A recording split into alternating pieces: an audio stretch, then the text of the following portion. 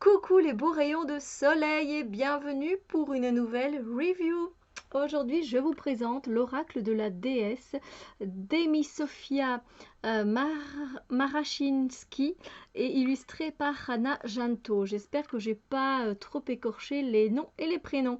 C'est paru aux éditions Ada. Alors, je n'ai plus la boîte, c'était une très grosse boîte qui prenait beaucoup de place. Donc voilà, j'ai les cartes évidemment et le livre à vous présenter parce que c'est un livre qui est vachement bien fichu. Donc c'était vraiment à vous présenter et c'est ce que je vais vous présenter en premier. C'est un livre en plus qui est en couleur, donc c'est juste très très bien. Euh, donc voilà, ici ce qu'on dit c'est l'oracle de la déesse célèbre les nombreux visages de la déesse universelle vénérée depuis la nuit des temps dans toutes les cultures du monde. Cet oracle magique est un amalgame dynamique de poésie, de mythologie et de rituels. Il constitue une voie d'accès vers un savoir intuitif et une guidance qui vous aideront à faire face à vos défis personnels. En éclairant votre présent, l'oracle de la déesse vous permet de façonner votre avenir selon vos souhaits. Donc il est vraiment très bien fait, je l'adore, c'est un oracle que j'utilise surtout pour les tirages de la pleine lune et de la nouvelle lune. Et j'aime beaucoup ce qui s'y trouve à l'intérieur, les informations que l'on a. On n'a pas énormément d'informations, mais on a un poème, on a des rituels, des visualisations à faire. On n'est pas obligé, évidemment, c'est toujours un ressenti. Et donc ici, on a une préface où on nous dit, voilà, pourquoi la déesse? Avons-nous vraiment besoin d'une autre divinité, d'une autre religion, d'un autre objet de culte? S'il existe un dieu mâle, ne devrait-il pas y avoir aussi un dieu femelle? L'objet même de la création n'est-il pas d'unir les énergies masculines et féminines pour engendrer une vie nouvelle? Car le féminin est indispensable pour donner la vie. Et ainsi de suite, donc on a une petite préface qui parle de la divinité, de la déesse, en tout cas en tant que telle, et l'image aussi au niveau de l'histoire, donc c'est très très intéressant. On parle de... Enfin voilà, en fait... c'est l'artiste Hana Janto qui a demandé en fait si elle souhaitait concevoir un jeu de cartes inspiré par la déesse parce qu'en fait cette artiste qui a créé donc les illustrations, elle a animé des ateliers et des cercles de femmes sur le pouvoir féminin et elle a donné des formations également de prêtresse chamane. Donc voilà, et c'est assez intéressant tout ce qu'il est indiqué du coup dans la petite préface. Alors après on a une introduction où on nous explique qu'il y a toujours eu des oracles et des gens pour les consulter, que ce soit pour être prévenu d'un jour de malchance, confirmer le choix d'un mari, repérer des animaux en vue d'une chasse ou encore connaître l'issue d'un combat. C'était très très répandu à l'époque les oracles. Et le mot oracle signifie parler, mais aussi communication divine en réponse à une requête ou à une demande. Et on disait généralement que les oracles étaient possédés par une divinité, la déesse ou le dieu, au moment de transmettre leur prophétie. Euh, il y a également, enfin, voilà, on nous parle un peu du coup de c'est quoi exactement un oracle, une oracle, et c'est super intéressant. Oui, je me souviens avoir lu cette partie-là qui était vraiment très intéressante. C'est très intéressante. Alors c'est un oracle qui contient 52 cartes avec 52 facettes du divin féminin. Et c'est vraiment génial. Puis on a une partie consulter l'oracle, comment utiliser l'oracle de la déesse. Elle vous parle donc des rituels que vous pouvez faire, voilà, et qu'elles ont un effet en transformateur, qu'elles ont un effet finalement dans notre quotidien si on les prend au sérieux, si on met l'intention aussi derrière, bien sûr. Et c'est très très intéressant. Ensuite, invoquer l'oracle, là, elle nous parle plus, voilà, d'utiliser les tirages, hein, voilà. Et puis, on nous parle des tirages, là, vraiment en tant que tel. Le tirage Yoni. Et c'est bien parce qu'à chaque fois, il y a un exemple. Donc, très, très intéressant. Je crois que j'en ai loupé Donc le tirage Yoni, oui effectivement, elle explique. Et puis il doit y en avoir un autre, le tirage de la place des contraires. Et voilà, c'est très bien expliqué, c'est très bien fait. C'est un livre que j'aime vraiment beaucoup. Le tirage du groupe de soutien des déesses. Et là, je pense que c'est un qu'on peut faire à plusieurs. Et c'était très intéressant ce que j'avais lu. Ouais, c'était vraiment très intéressant ce tirage. C'est quand on est en groupe, voilà. Euh, Chacun choisit une carte en particulier. Mais c'est vraiment, ça a l'air vraiment sympa de faire en groupe. J'ai jamais fait, mais ça doit être super sympa. Et puis on a la partie des déesses et c'est magnifiquement illustré. C'est magnifique. Et donc à chaque fois, donc ça, c'est divisé de cette façon-là. Donc on a la représentation de la carte avec le mot-clé. Ensuite, on a le nom de la déesse. On a un mot-clé, donc qui est repris généralement sur la carte. Et ensuite, on a un petit poème comme ça qui est très très beau et qui est relié à l'énergie de la déesse. Ensuite, on a la mythologie qui va venir un peu expliquer qui est cette déesse, bien sûr. Donc on a encore... ensuite, on a la signification de la carte. Pourquoi Amaterasu, elle vient auprès de vous. Et puis un rituel suggéré. Et là, elle nous parle d'un bain de beauté. Moi, j'en ai déjà fait quelques-uns. Alors, je vous montre. Hein, voilà, donc c'est toujours de la même façon. Hein, je vous montre... voilà, c'est toujours fait de la même façon, mais c'est très intéressant. Et je crois que j'ai dû faire un ou deux rituels. J'avais corné les pages.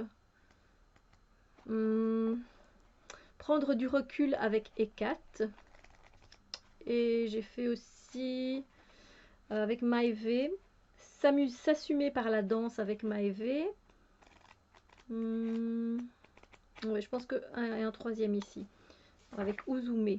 Voilà, ça c'est le rire. Voyage au pays d'Uzume. Donc c'est vraiment très intéressant. Et puis à la fin, on a une partie qui s'appelle les cartes. Et là, en fait, c'est un genre d'index, si je ne dis pas de bêtises. Voilà, on a le numéro de la page, la déesse, la tribu, le rituel suggéré et culture et pays. Comme ça, si vous voulez aller directement quelque part, faire un rituel bien particulier ou une déesse directement, vous pouvez aller par là, c'est bien fait. Et puis évidemment, la bibliographie. Et je pense qu'on termine avec un mot des auteurs, tout simplement. Donc c'est très très bien fait. S'il y a bien un oracle sur le féminin, sur la déesse, en tout cas les déesses que je peux vous conseiller, c'est celui-là, il est très très bien fait. Et ensuite les cartes. Mais voilà, pour ceux qui suivent mes guidances lunaires, j'aime bien savoir voilà, généralement, voilà, on sait bien que la lune est plutôt yin et donc elle a ce côté de féminité, mais j'aime bien penser au fait que l'on est guidé lors de cette lune, qu'elle soit nouvelle ou qu'elle soit pleine, par une déesse. Donc, alors, les cartes sont assez grandes, oracle, hein, donc évidemment. La qualité des cartes, écoutez, elle est très bien. Franchement, ça fait longtemps que je l'ai, je n'ai jamais eu de problème. Donc c'est très bien. Elles sont mates. Et elles ne sont pas, les bords ne sont pas colorés. Et c'est très bien comme ça. Alors, j'ai essayé de faire une coiffure un peu wavy, mais bon, j'ai fait de mon mieux. Vénus, es-tu là?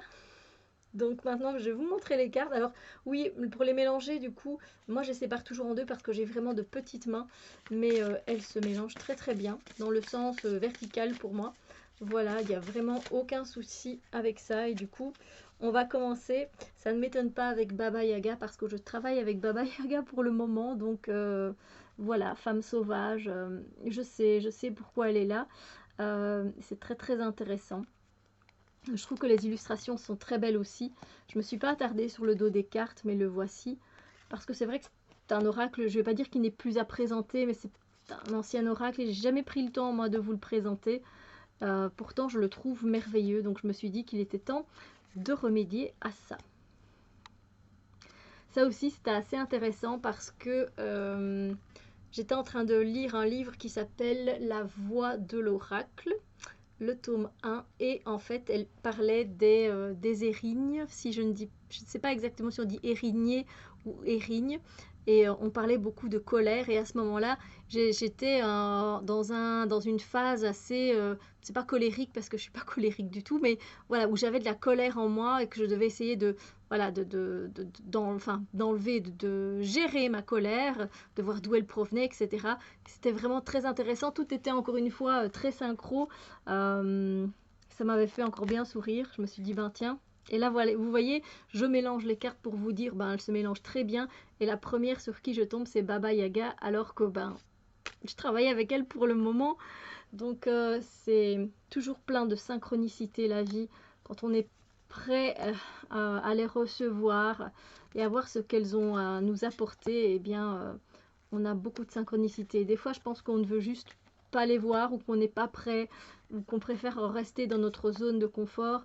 Mais quand on a des choses à recevoir, c'est incroyable.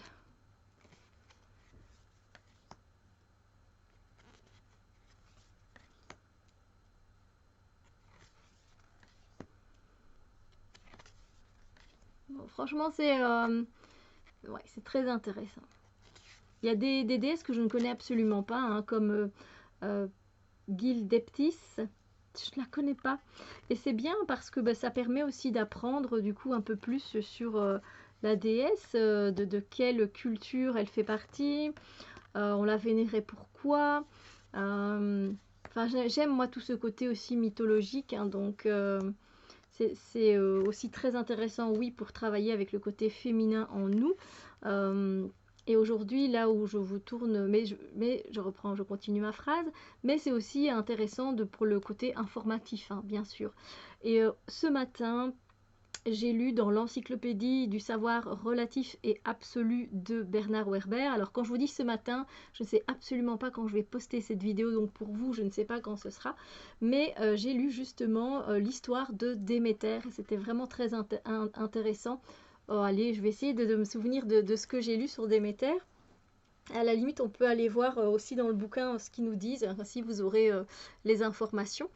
Pour Déméter, donc c'est la déesse des moissons, de la récolte du blé de l'épeautre.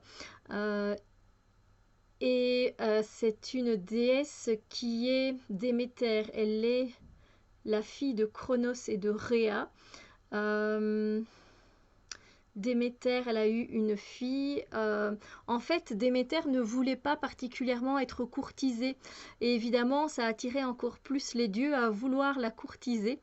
Et Poséidon, il s'est changé en je ne sais plus quoi pour l'attirer et pour l'attirer à elle. Et elle, pour justement pour ne pas être courtisée, elle s'était transformée en jument.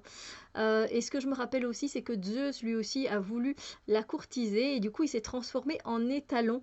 Et là, ils ont eu leur fille Perséphone. Voilà. Et à un moment donné, en fait, après, on explique plutôt l'histoire de Perséphone. Que Perséphone, en fait, elle était auprès d'un étang en train de regarder une fleur de narcisse, voilà, de la regarder, et une brèche s'est ouverte, et Hadès, qui épiait déjà la jeune fille depuis longtemps, euh, parce que il était attiré par elle, et eh bien il l'a enlevée et il l'a amenée dans le royaume des enfers. Et un beau jour, Déméter, pendant 9 jours et 9 nuits, elle n'a pas arrêté de chercher après sa fille. C'est marrant parce que c'est 9 jours et 9 nuits, comme aussi Odin qui est resté suspendu à l'arbre d'Yggdrasil. Il est resté pendant 9 jours et 9 nuits. Bref, avec toutes les connaissances des fois. Et du coup, à un moment donné, elle a su par Hadès, parce que Zeus a envoyé, pas Hadès, Zeus a envoyé Hermès, pardon, qui est le messager des dieux. Il a envoyé Hermès pour voir, et effectivement, Hadès a dit qu'elle était prisonnière des enfers parce qu'elle avait déjà goûté à la nourriture des enfers. Et du coup, les dieux ont quand même passé un compromis pour que Déméter puisse voir sa fille Perséphone. Et du coup, le compromis, c'est que, vous le connaissez sans doute, qu'elle passe 6 mois, les 6 mois du printemps et donc et de l'été auprès de sa mère, et que les récoltes soient bonnes, parce que Déméter est heureuse quand sa fille est là, et que l'automne et l'hiver, eh bien, elle les passe avec le Seigneur des enfers puisque c'est comme ça que le compromis a été fait. Donc on est là plutôt pour le côté récolte. Et vous voyez ici, ils mettent sentiment et émotion. Alors je ne vais pas aller particulièrement lire ce qu'il y a dans le livre, et je vais rester avec cette version-là que j'ai appris ce matin. Mais après, je vais tirer une carte et ainsi vous pourrez avoir une petite idée de ce qui est indiqué dans le livre, voilà, pour une déesse, et vous aurez déjà une idée. Donc voilà, j'espère que vous avez trouvé l'anecdote, la petite histoire intéressante, hein, l'histoire, le côté mythologique. J'espère que j'ai pu assez me débrouiller pour vous raconter ça et que c'était pas trop flou. Inanna aussi, c'est une histoire très intéressante, je l'avais lu il y a un petit temps dans le magazine Happiness, et mon Dieu, mais quelle histoire, c'est même triste, c'est... Oh là là, qu'est-ce que c'était fort avec sa sœur qui était vraiment très cruelle. C'est pas une histoire, c'est une histoire qui est très très puissante, celle-ci d'Inanna. Si vous avez l'occasion de tomber sur la version longue, parce qu'ici on n'a qu'une petite partie, c'est assez puissant. Après, toutes les déesses ont quelque chose évidemment de puissant en elles, parce qu'elles sont là pour nous faire travailler quelque chose, hein, en nous-mêmes. Alors je trouve que les illustrations, elles sont magnifiques. Et le côté blanc ne me gêne pas du tout, parce que ce n'est pas un oracle que j'utilise intuitivement. Je vais vraiment l'utiliser plus avec le livret, et puis faire des recherches sur la déesse en question, si je sais qu'elle est avec moi, ou si j'ai envie d'être accompagnée de telle déesse. Comme c'est plutôt vraiment des outils de développement personnel, et pas de... Alors, je vais pas dire pas de divination, mais c'est plus... Voilà, pour moi, les oracles comme ceux-là, c'est vraiment pour travailler sur soi, que ce soit en profondeur ou pas.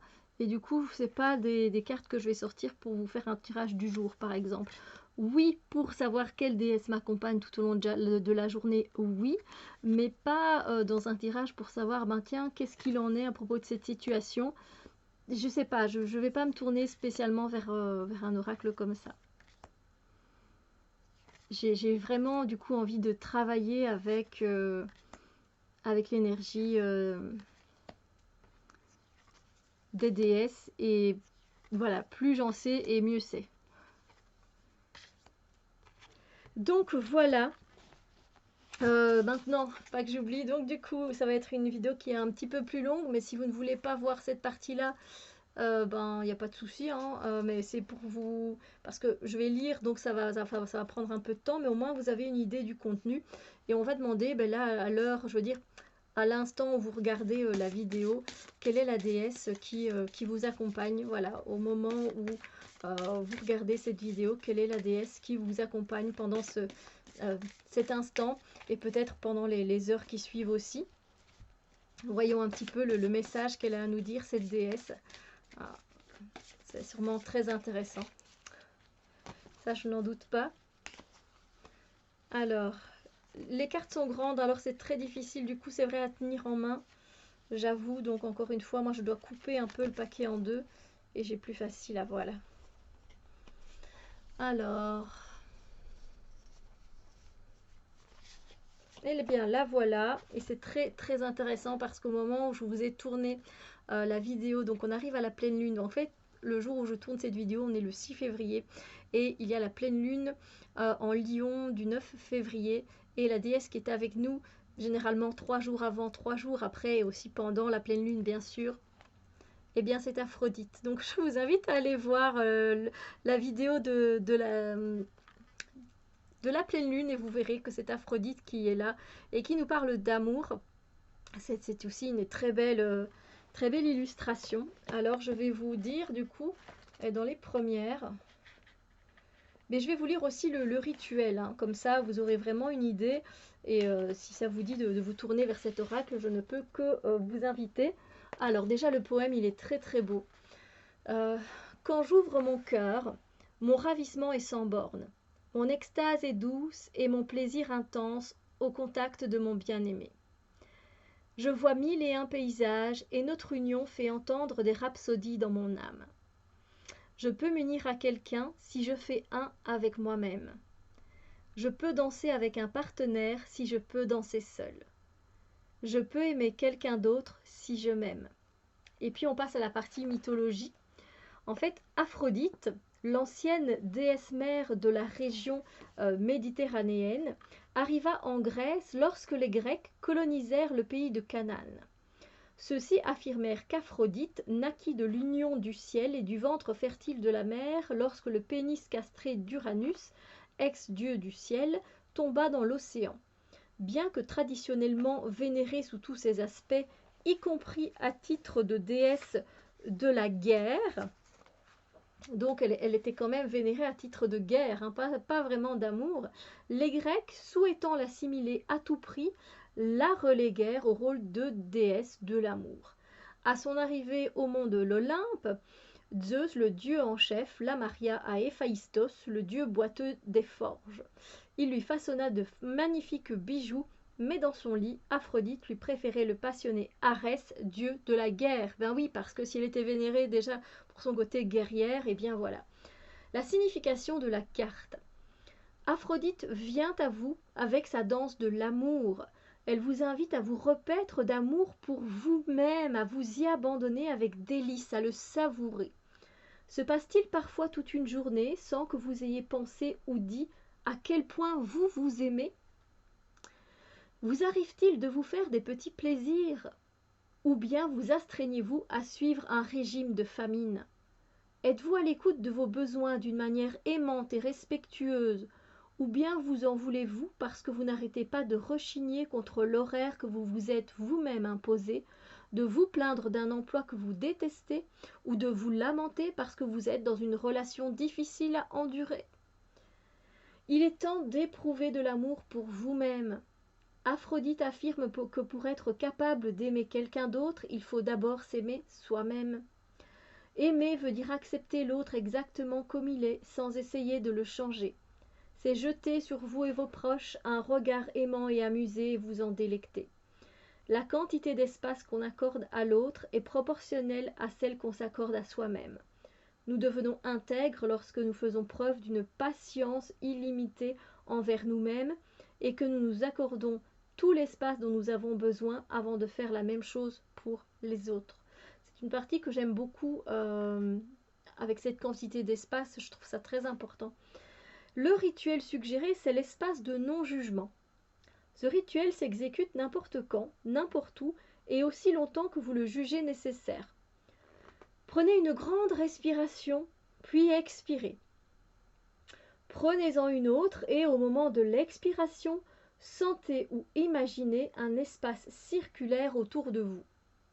Prenez toute la place dont vous avez besoin. Maintenant, remplissez ce cercle avec de l'amour sous quelque forme que ce soit, du moment que cela vous plaît, vous ravit, vous séduit ou vous fait du bien. Une fois le cercle rempli, mettez-vous au centre, parmi tout cet amour, et laissez-le pénétrer dans vos cellules et jusque dans votre moelle épinière. Absorbez cet amour, que vous vous en sentiez digne ou non. Absorbez-le, indépendamment de l'opinion que vous avez de vous-même. Voyez, sentez ou ressentez l'amour vous envahir, tout en préservant cet espace autour de vous. Regardez-vous dans les yeux et dites « Je t'aime ». Répétez-le souvent jusqu'à ce que l'amour que vous vous portez valse dans votre cœur. Sentez cet amour circuler dans tout votre être. Maintenant, prenez une grande respiration, expirez lentement et ouvrez les yeux. Bienvenue chez vous. Voilà, je trouve que c'est un rituel qui est facile, qui ne demande pas grand-chose finalement, juste un part de l'amour et c'est tout. En tout cas, j'espère que cette review, elle vous a plu. Moi, j'adore cet oracle de la déesse, je le trouve très intéressant, très bien foutu. Donc, n'hésitez pas à me dire ce que vous en pensez, si vous aussi, vous avez cet oracle, comment vous travaillez avec, ou si vous avez un autre oracle concernant les déesses, j'en ai d'autres aussi, et si celui-ci vous intéresse, ou s'il est trop, voilà, peut-être pas assez riche pour vous, je ne sais pas, bref, partagez, ça me fait vraiment plaisir. Je vous souhaite une magnifique journée, et je vous dis à très bientôt. Bisous lumière.